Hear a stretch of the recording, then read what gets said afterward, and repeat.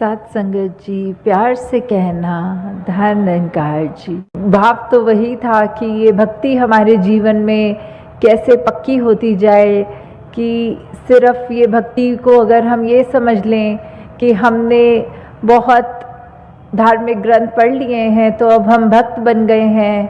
तो भक्ति तो तब तक नहीं शुरू होती जब तक हम ये समझे कि वो सारे जो ग्रंथ है वो कह क्या रहे हैं। और वो सब यही कह रहे हैं कि हम इस जीवन काल में ये जीते जी इस परम पिता परमात्मा की पहचान कर लें कि कैसे हम क्या है, हमारा असली जो रूप है, हमारी आत्मा का जो एक शुरू कहाँ से हुई, आत्मा का जो अंश परमात्मा से निकली है। तो ये परमात्मा की जानकारी जिसका बोध हो सकता है, तो ये जीवन अगर हमने चाहे कितने भी साल जिया हो पर उसमें ये हमारे को परमात्मा का दर्शन नहीं हुआ हो, परमात्मा की जानकारी नहीं है, तो ये जीवन व्यर्थ ही जा रहा है। तो ये जीते जी जब हम इस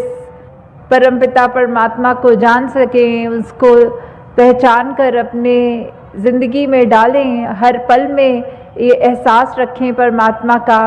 तो ही जीवन सही मायने में जिया जा रहा है। हर जगह पर यही बात संतों ने, यही सत्संग में भी फरमाया कि हम कैसे अपने आप में अपने मानवीय गुणों को और पक्का करते रहें, कैसे हम पल पल एक अपने आप को बेहतर इंसान बना सकें, कैसे हमने इस जीवन में जीना है, ज़िंदगी में जीना है और उसी समाज में जीना है, पर साथ ही साथ हम कैसे वो ज़िंदगी को जीते हुए ये संसार का प्रभाव ना लें अपने ऊपर, पर ये परमपिता परमात्मा निरंकार का प्रभाव पहले हमारे अंदर असर करे,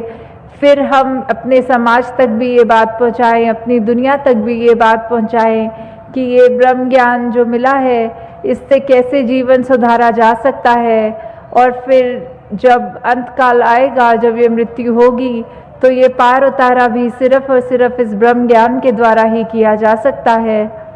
तो अभी जैसे हरदेव वाणी के शब्द में सुन रहे थे, हाँ जी, तन की सुंदरता तो केवल आंखों तक रह जाती है, मन की सुंदरता दूजे के दिल में जगह बनाती है। तो इस हरदेव वाणी के शब्द में यहाँ जहाँ एक तन की सुंदरता की बात आ रही है, वहाँ ये कहा जा रहा है कि अगर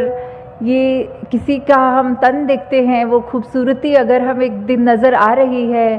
तो वो खूबसूरती देखने के लिए हमें जो आंखें मिली हैं, हम उसको देख के वो अप्रिशिएट तो करते हैं कि ये ठीक है, किसी ने इतनी मेहनत करके अगर कोई एक्सरसाइज की है या फिर कैसे भी अपने योगा करके सेहत का ध्यान रखा है, और वो चाहे कैसा भी आकार उसने अपने शरीर का बनाया मेहनत करके खूबसूरत सा, तो वो एक वाकई ही बहुत मेहनत की गई है, तो वो बहुत ही सुंदर है, पर ये चीज़ आँखों ने देखी है।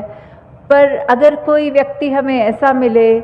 जिससे हम कुछ पल बात करें, चाहे उसके शरीर में वो उतनी मेहनत ढल के इतनी खूबसूरत एक मसल्स, एक टोन, एक डेफिनेशन ना हो, फिर भी उससे कुछ पल जब बात की जाए और पता लगे कि कैसा ये व्यक्ति का मन है, कितने प्यारे इसके विचार हैं, और ये कैसे इतना मुस्कुराते हुए इसकी बोली भाषा में कितना प्यार है और बिल्कुल ऐसे शब्दों का प्रयोग नहीं कर रहा जो दिल दुखाने वाले हैं। जब ऐसे व्यक्ति को हम मिलते हैं तो फिर वो बात आ जाती है कि शरीर की सुंदरता तो आँखों ने देख ली, पर एक चरित्र एक इंसान के जो है वो मन में इस तरह बैठ गया कि हम इंतज़ार करते हैं कि ये व्यक्ति जो हमें मिला था वो अगली बारी कब मिलेगा फिर से। बहुत मुबारक है, अपने शरीर का बहुत ध्यान रखना है, परमात्मा ने ही ये शरीर दिया है और इस शरीर को ज़िंदगी भर ठीक रखने की मेहनत हमारी है, तो वो बहुत मुबारक है। पर उससे ज़्यादा ज़रूरी अपने मन को साफ़ रखने की जो बात आती है कि मन को कैसे साफ़ रख सकते हैं, कैसे ये जब हमें पता है कि ये परमात्मा तो अंग संग 24 घंटे है, तो कैसे हम अपने मन में फिर भी वो विकार आने देते हैं, नफ़रत आने देते हैं, निंदा आने देते हैं, और भी ऐसी तंगदिली और कितना कुछ हम अपने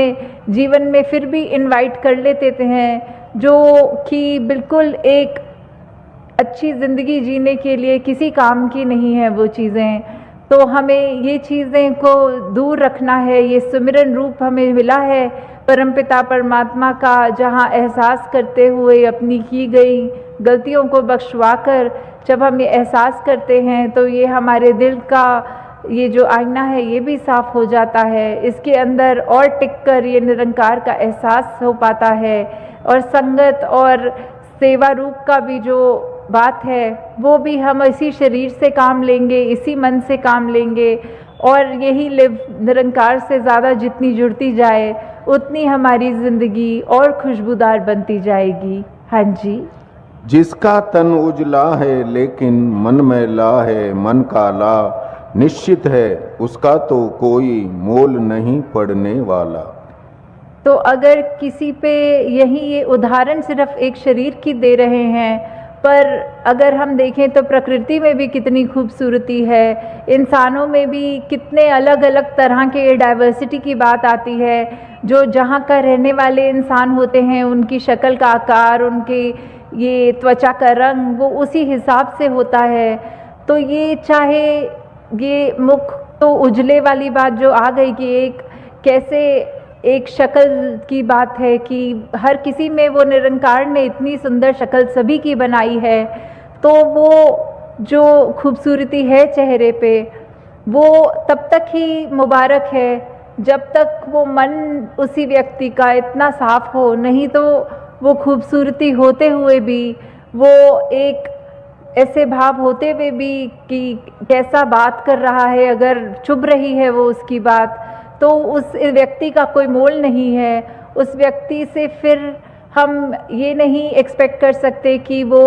अपना सुधार भी कर रहा है या दूसरों के आंसू पोंछने वाली बात ऐसे उसके मन में भाव हैं। तो अगर हमें ऐसा व्यक्ति बनना है जो हर एक के दिल को भाए, तो हमें अपने अंदर जो हमारा मन है इसको हमने साफ़ रखना है, अपनी सोच को साफ़ रखना है, अपने व्यवहार को साफ़ रखना है, अपने ये जो भी हमारे कर्म हैं, अपने कर्मों में कुछ भी चालाकी ना करते हुए बस उस भाव से कि कुछ भी अगर कर रहे हैं तो ये समर्पित भाव है, ये दातार तूने कराना है, ये तेरे को अर्पण है जीवन। तो ऐसा ही जीवन, ऐसी ही सांसें ऐसा जिया जाए जो सिर्फ़ और सिर्फ ये परमात्मा ही उससे व्यवहार से झलके, सोच से झलके, कर्मों से झलके। तो इसी शब्द में जहाँ बार बार ये खूबसूरती का एग्जाम्पल लेते हुए कर रहे हैं, पर भाव यही है कि हम यहाँ कितने जो बैठे हैं, चाहे एक गुलदस्ते का एग्जाम्पल लें, भिन्न भिन्न प्रकार के फूल हैं, तो ऐसे ही अगर हमने मनुष्यों ने अपने आप में कोई जी सत्संग जी सहनशाह बाबा अवतार सिंह जी महाराज के दिव्य वचन।